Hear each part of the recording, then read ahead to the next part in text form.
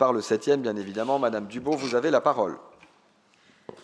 Merci, Monsieur le maire, et bonjour à toutes et à tous. Alors, ma question porte sur l'accès au logement dans notre ville, mais surtout dans le 7e arrondissement. En France, 4,1 millions de personnes sont mal logées et 12,1 millions de personnes sont fragilisées par rapport au logement, selon les chiffres du rapport 2024 sur le mal logement. La situation à l'échelle nationale fait écho à ce que vivent les habitants du 7e arrondissement.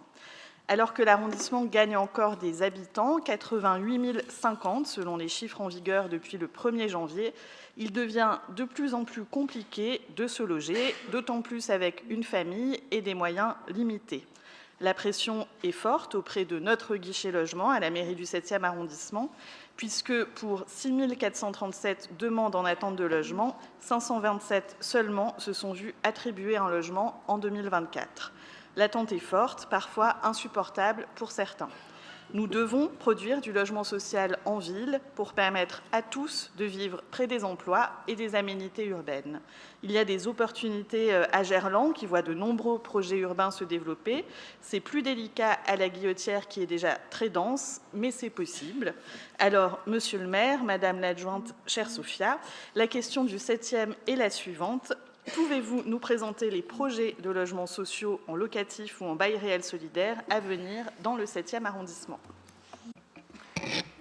Pour vous répondre, Madame Popov.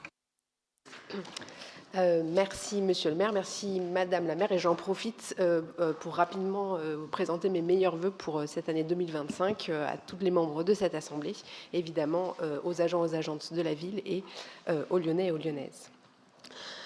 Madame la maire du 7e, merci de me poser cette question. Je peux d'abord confirmer le constat que vous faites à l'échelon national et à l'échelle du 7e, qui est le même pour le territoire de la ville de Lyon, avec plus de 35 000 demandeurs, quasiment 3 000 attributions. Notre territoire a un taux de pression de 12,6, qui est à peu près celui du 7e, avec une grande disparité quand même en fonction des arrondissements, puisque le premier arrondissement, par exemple, a un taux de pression de 24 sur son territoire, avec un délai moyen d'attente de 2 ans.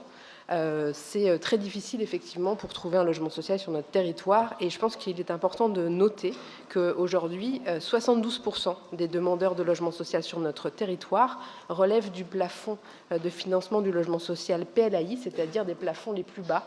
Et donc, d'où l'importance de vraiment construire du logement social, mais surtout du logement très social, afin de répondre aux besoins de nos concitoyens. Malgré ce constat, notre taux SRU, qui est en 2023 de 23,69%, progresse, puisque en 3 ans, il a pris 2 points de pourcentage, alors qu'il avait pris 2 points de pourcentage entre 2014 et 2006, donc en 6 ans. Donc on voit une forme d'accélération du rattrapage en matière de production de logement social. Une progression qui est le fruit d'efforts communs qui ont été engagés avec la métropole de Lyon depuis le début du mandat. Je ne vais pas toutes les citer en détail, mais quand même rappeler l'augmentation des obligations de production de logement social qui ont été intégrées au PLU, accompagnées d'incitations financières fortes, puisque les aides à la pierre ont été revues à la hausse pour notre ville, et aussi une forme de réactivité des collectivités sur notre territoire face à la crise que nous n'avions pas forcément anticipée en début de mandat, puisqu'elle n'était pas encore présente sur le territoire. Et je me félicite que la métropole ait pu annoncer récemment avoir sauvé 7 000 logements grâce à la mobilisation de son plan d'urgence, qui est aussi accompagné par des efforts de la ville de Lyon. Ces efforts sur le logement social, ils sont importants, mais on ne s'arrête pas aux efforts sur le logement social. On a aussi pris des mesures pour endiguer l'augmentation des prix des loyers. C'est l'encadrement des loyers qui fonctionne, et aussi pour freiner la spéculation immobilière avec notre réglementation en matière de meublés de tourisme courte durée qui fonctionne aussi. Alors, vous m'interrogez sur les perspectives. Déjà, dire que le 7e arrondissement est effectivement un arrondissement qui contribue à la production de logements sociaux sur notre territoire. En 2023, par exemple, le logement social, on a pu agréer 142 logements sociaux sur le 7e arrondissement, ce qui est une proportion importante, puisque sur la ville de Lyon, on en avait agréé 720. En 2024, près de 1000 logements sociaux devraient être agréés sur votre territoire, Madame la maire. 1000 logements sociaux, c'est quand même une production exceptionnelle qui est boostée, on va dire, par les agréments de 3 projets de logement social étudiant importants, le projet à Madeleine, à Debourg, et aussi le projet de Nexence. On a pour les années à venir, donc au-delà de 2024, 2025 et 2026, encore une très belle programmation, puisqu'on a un potentiel de 800 logements sociaux supplémentaires sur votre territoire, avec des projets exemplaires.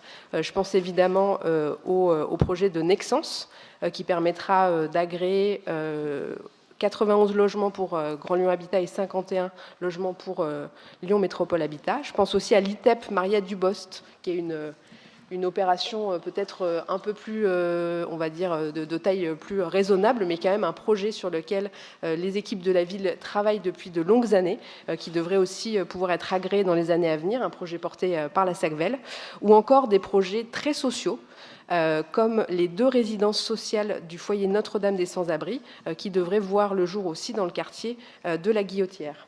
Vous attirez aussi, Madame la maire, notre attention sur la diversité des quartiers et la diversité aussi de la densité de votre territoire.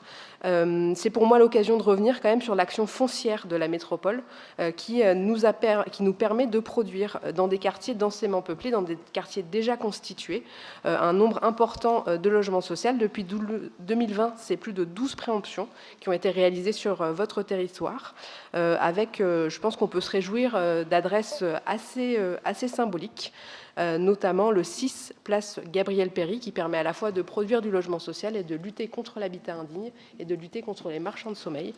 Donc voilà, remercier l'engagement aussi de la métropole en matière d'action foncière. Donc voilà, Madame la maire, Monsieur le maire, pour cette question. Merci Madame Popov.